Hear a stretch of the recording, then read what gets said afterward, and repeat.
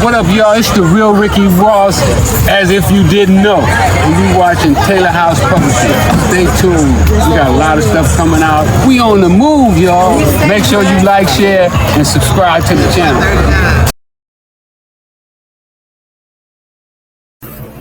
All right, peace and blessings, peace and blessings.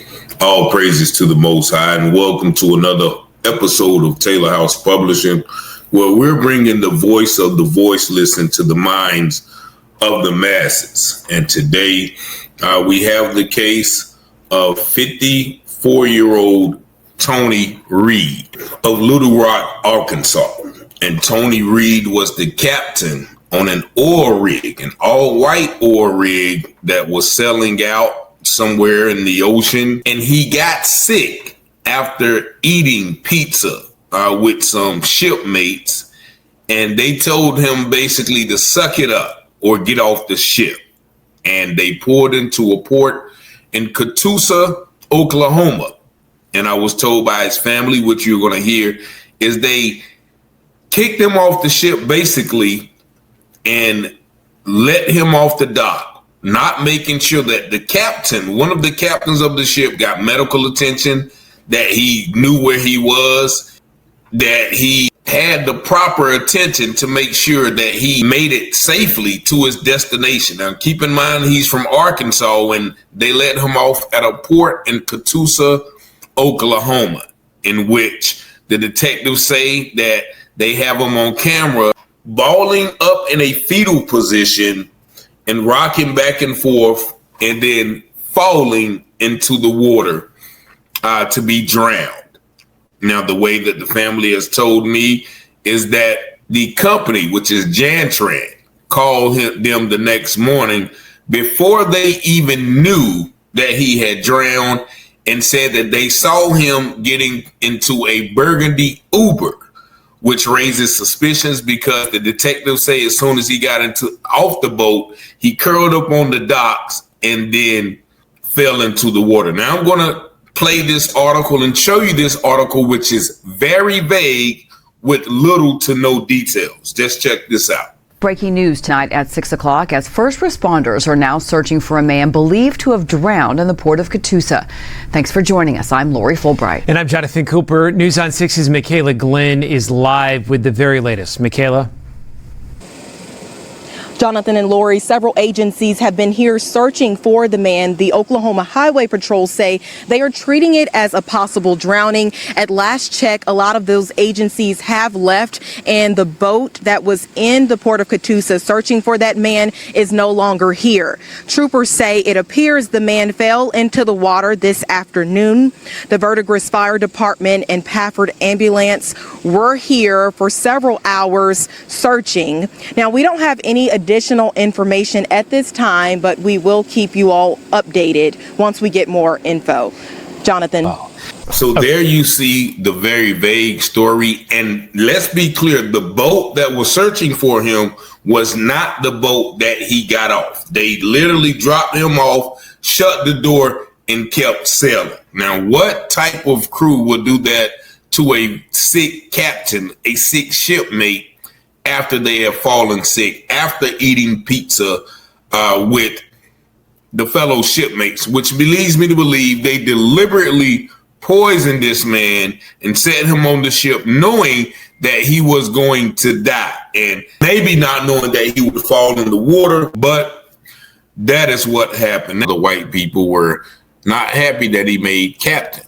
And of course, if you are a captain of a ship and you're complaining of chest pains, they should at least make sure you have medical attention before they just put you off the ship and continue on. And you saw that dock, so now I get a better visual of them putting him off on that dock and him not being able to even walk further, and then he falls into the ocean. I think that company is definitely liable if they knew that he was experiencing a medical emergency. Why would you just put him off the ship and continue on? But let's hear the daughter give some more information about the situation as well. It happened on August the 3rd. We didn't get a call about it until August the 4th. that morning. He had fell in the water at around 5 p.m. Sunday.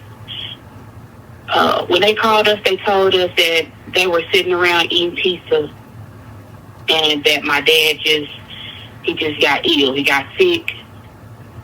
He went to the other captain that was on board and told him that he wasn't feeling good, and that he was having chest pains. They told us when they called us that he refused medical help, but I haven't heard anything else about them asking him, does he need help or anything like that. They pretty much, people on the boat were saying that he was really telling my dad like to really suck it up or get off the boat. And so my dad, they let him off at the port of Catoosa.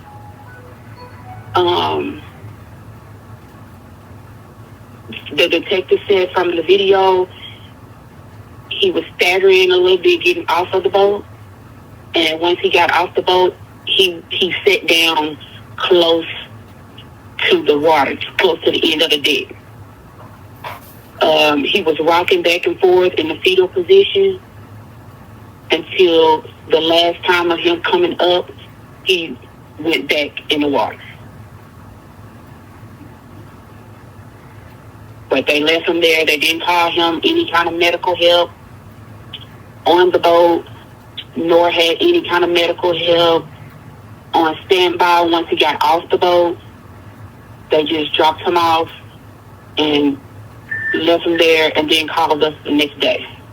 They told us that they also told us at first that he called an Uber and that they seen him get into a maroon car. But once the detectives ran the camera back, they said it was never a car there. Who told you that he got into a car? The crew members. So the crew members. So who initially called you, the crew members or the detective? She's the HR lady for the boat. Did you know any of his his fellow co-workers or anybody? No, I didn't know any. No, I didn't know anybody that worked with him at the time of the accident or just previous. I did have some of his co-workers that used to work with him, but they no longer with the company. They were inboxing me.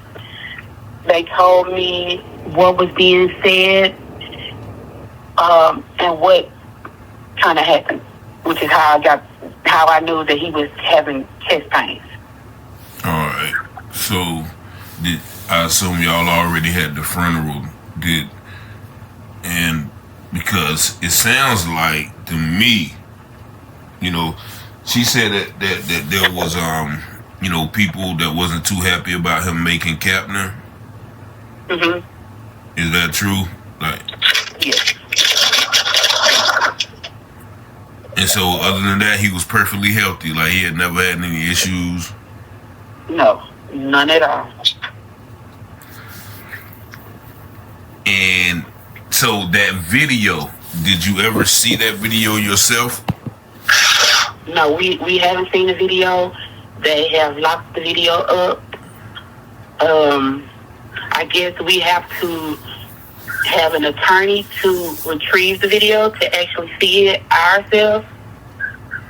And by this happening in Oklahoma and, we in Arkansas, his family, we haven't got to see the video.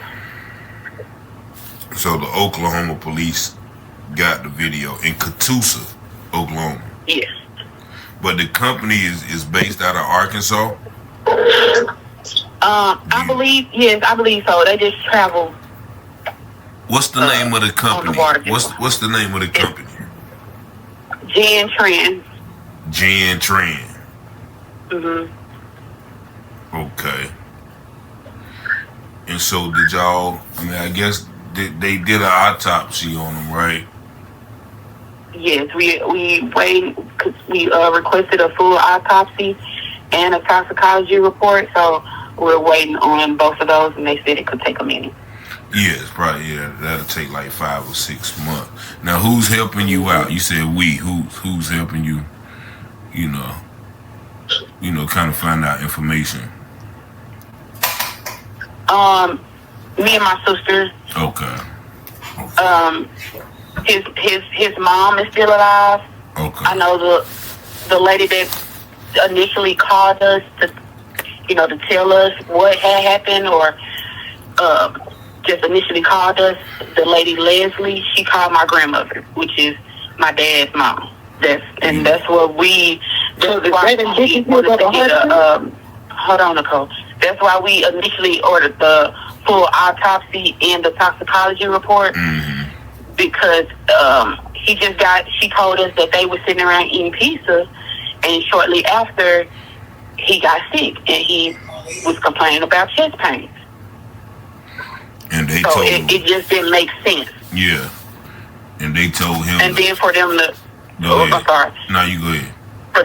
For them to call us the next day instead of calling us the day of, it just really made it more suspicious to us. Yeah, because this boat is not going no faster than 11 to 17 miles per hour. This is not a speed boat. So once they dropped him off and left him there, he never even made it up on the ramp good enough to even get out of the dangers of falling in the water. Which initially I felt like they just knew that would happen anyways because of how close he was. If it was, I feel like whatever was done to him, which I personally feel like maybe he was poisoned or something, because I just don't see. I've had a family member in my family that has had a heart attack, and they are not able to do anything. They're not able to walk off, or they're not able to walk, to call help. They're not able to really move. I just don't think my dad was able to just walk off of that boat without staggering like they said he was. And like he just sat down and he was just in pain. So you said the boat, was going about 11 miles an hour. So they just they didn't say like how long it took them to drop him off. Like once they dropped him off, they I guess kind of just kept going. They just shut the door and kept going. Didn't they? They just kept going, and they gonna just drop him off anywhere. Like that's what I'm saying. Like was they docked in Catoosa? Was they based in Catoosa? Like where were they going? You know what I mean? I don't know where they. I think that port was just like the closest dock to where the boat could dock. Drop them off. Yeah. But they wasn't going to that port. They were only just going to be going through it. Yeah. To keep going to wherever they were going. And that don't make sense. Like if he's a member of your crew, you want to make sure he gonna be all right. You don't just drop him off and let him stack off the boat. Yeah. Yeah, you definitely want to look into that. I would stay on those. Did you express these concerns to the detective? Yeah, and I talked to the company, Highway Patrol, the Oklahoma Highway Patrol officer that was on the scene, and he was saying that it right now it does look like an accidental drowning. Yeah. But I did express to him if he was complaining about chest pain prior to them putting him off of the boat and just leaving him behind, not calling for medical help, like they were supposed to do. And Yeah, he just, you know, he's a sick man that y'all just left on this port by all this water. Yeah, they Where definitely. eventually he just fell backwards. Yo, Yeah. I don't think that's an accident at all that they left him there. Now, him falling in the water might have been an accident, but it from what I see, he might even if he didn't fall in the water. I mean, like, so they're not telling And us. if you read some of the comments, even the people in the comments, they were just like, you know, they just dropped them off. They just dropped them off on the dock like that. You know, and some people were saying that the story didn't sound right.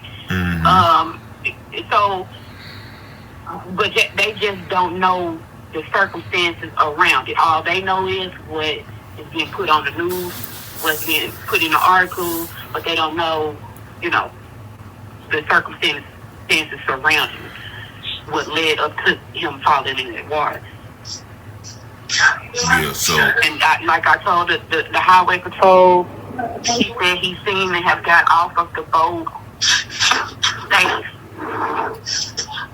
But I mean, I don't see how they're safe when he started complaining about feeling ill and having chest pain on the boat. Y'all didn't create a safe workplace for him, and y'all didn't create a safe place for him to get help. All this could have been prevented, and we wouldn't even be here. But that is clearly negligence on their end. Exactly. Yeah, no question. No question. So I don't see how any charges. What I'm pushing for is I do want charges. We are filing a wrongful death lawsuit. Okay. And because they don't, because they now know that we are filing that lawsuit, they can't talk to us about anything else. Who is they? The company. The people on the boat, the company. And last question, they said they searched for him, right? So how long did they say, quote, it took them to find him? We had actually, because me and my sister, we was getting concerned. But the company was telling us that they let him off, and the port is close to Rogers County. And they were just telling us that they let him off at the port, and it's close to Rogers County. They didn't give us no direct address, and you know, they didn't give us any direct information. We around 2:30, from around 1 p.m. and 3 o'clock, me and my sister were going to go down there because they told us that we had to file a missing person report in person. Even though, so y'all was getting concerned that y'all ain't heard from them. Yes, because they called us early they called my grandmother early that morning. And my sister hadn't heard from him either. He calls us. If he's not calling my grandmother, he's calling us to let us know, like if they're going through an area where his phone won't have any service. He'll let us know, and then he'll also let us know when they're out the area. He'll call us back, you know, just to. But he hadn't called, and then the company called. And that's when they told us, you know, partial of the story. So they didn't go out. They were telling us to come do a missing person report in person. So before we were going to get ready and go down there, they actually said that we can go ahead and do it over the phone. Okay. And this was around 3 p.m. Monday. So wait a minute. So, I mean, who was telling y'all had to file a missing person report? The police department. And where? Rogers County. Rogers County. Is that where the drowning happened? Yeah, it's in Rogers County area. Oh, okay. So Cool. you call it, yeah, they going, you know, you gonna have to talk to somebody in Rogers County just because that's where it was close to. So what I was asking was, like, in one of the articles they said a search team, you know, participated in finding them. So the question I was asking, how long did they say it took to find them in the water from the search thing? No, it wasn't even. It was well under an hour. It was under 30 minutes. Okay. Yeah, it was under 30 minutes because we had we pretty much did everything. We called his phone company and they pinged his location to their port. Okay. They said it wasn't moving, and that's where they pinged it at. And that's when we called the police department back and, you know, told them that his phone was pinging in the area, and that's when they went and searched it. Okay. So if it weren't for y'all being concerned about him, then nobody would have been looking for him. Yep. Basically. Yeah. Okay. They called us the next day just to kind of, you know, I feel like it was just to kind of cover it up. Just to kind of cover them, because if you didn't call him medical help when this was going on. Oh, the company called you after he was found. No, they had called us. So this happened Sunday. Okay. The company called us Monday. The next day, they called us Monday morning. After that, we didn't have any more conversations with them. It was more so with the highway patrol. All right, so listen to me. So it happened when? What day it happened? August the 3rd, Sunday. Yeah, Sunday. And they called you, the company called you when? Monday. But he was already, what day was he found? Monday. He was found Monday evening around 8 o'clock. But the company called you Monday morning. So, but they didn't know he was drowned then. So why was they calling you? No. What did they say when they called you? That's what I'm saying. They called us and told us that my dad got ill. They were sitting around eating pizza. My dad got ill. He refused medical help. This is what they were saying. He refused medical help. And so they dropped him off at the port. And they said he got into Uber. My dad called an Uber. This is what they said. My dad called an Uber, and they watched him get into a maroon car. That's what the company said. But yes. They was lying. Yes. They was lying. So yeah, that's definitely something. Yeah. What do you mean? If somebody watched him, why would y'all say that? But the detectives got him on a video getting off the thing, staggering and sitting down and balling up into a baby position. No, that's a lie. They was lying on that. They was trying to get the pressure off them. Okay, well now we saw him. He good. He was last time we saw him, he got in an Uber. Not we left him off the boat and he just staggered and fell on the ground. So all right, so there you heard the daughter explaining all of the fishy things that went on. Definitely the lie from the company. The day before he was found, or the day that he was found, saying that he got in an Uber. And also the detectives down there in Catoosa saying that the video is locked up. And so all of these people seem to be complicit with what happened with that man. Once again, if you're a captain of a ship and you're having a medical emergency, why do they not ensure that you have the medical care waiting for you when you get off the ship? So this family is, looking for some representation. And the company, once again, is named Jantran.